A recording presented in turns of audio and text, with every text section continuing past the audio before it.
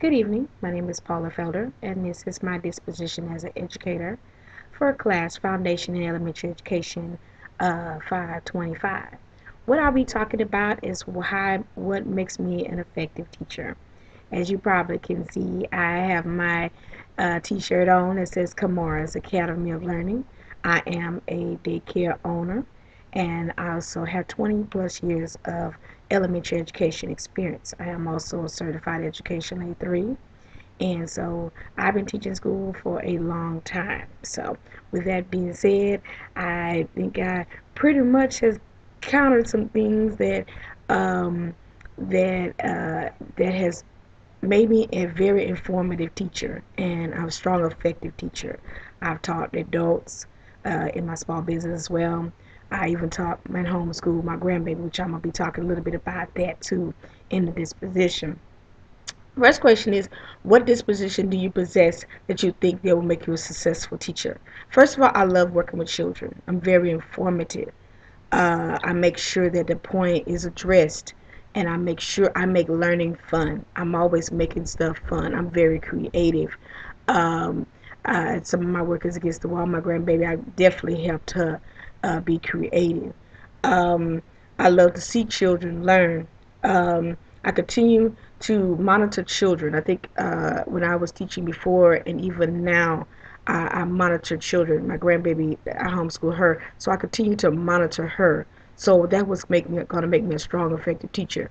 Looking for any learning disabilities, stuff they're not grasping, they're not understanding.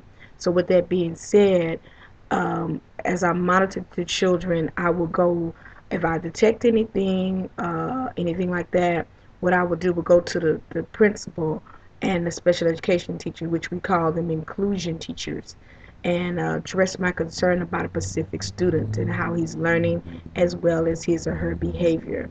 And we will sit down and talk about how we can make sure that he or she is grasping the material and mastering the content, which will include assessments, so maybe special curriculum, as well as do IEPs. Okay, so that's one thing that'll make me a successful teacher. I will definitely be strong and supportive. I will continue to let the parent know what is happening, why, and what the concept is, and bring out what is best for him or her to learn. Was it visual, cognitive, linguistic, or social? So that's one thing. Basically, kids learn through visual. So that's one thing I would do. What is my disposition that I think I would work with if I enter the classroom? Like I said earlier, I'm not a first go round. I taught school for 20 plus years. I'm a certified educational aid 3 with the state. I have worked with kids with autism. I've also worked with children that, like I said, I'm an inclusion aid that might have been reading. I was a fourth grade inclusion aid.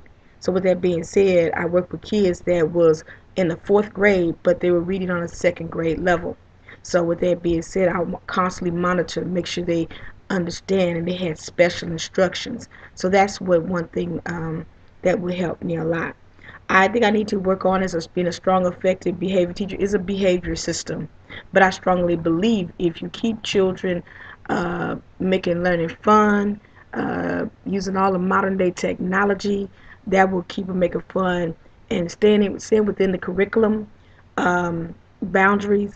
This will decrease behavior and redirection, and always kind of redirect them, find them something else to do.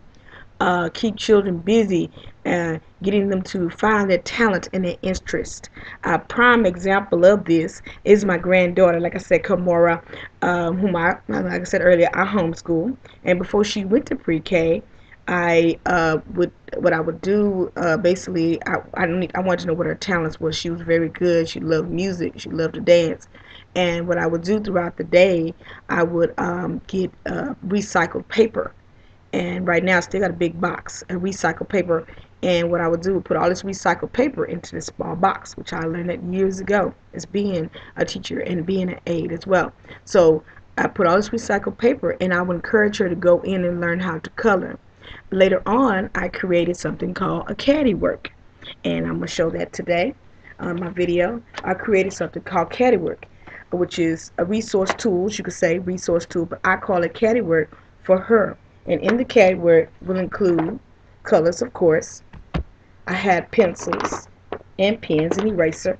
I had a reading book, which would she would look at the pictures, but then there's special words we would go through each week, and that their word would be in there. In addition, a wonderful technology. Technology is the key to any education. This is what they learn off of.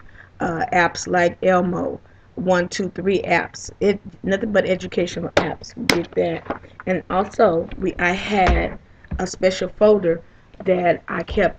She would go in and she would practice her name, which I had those folders here.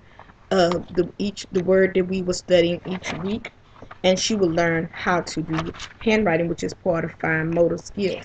And then she would learn her numbers, and as a matter of fact, she learned how to color, and that was part of the category. So having these type of tools sitting at a desk will keep kids busy, and especially the type of tools and they will find their special niche in their talent.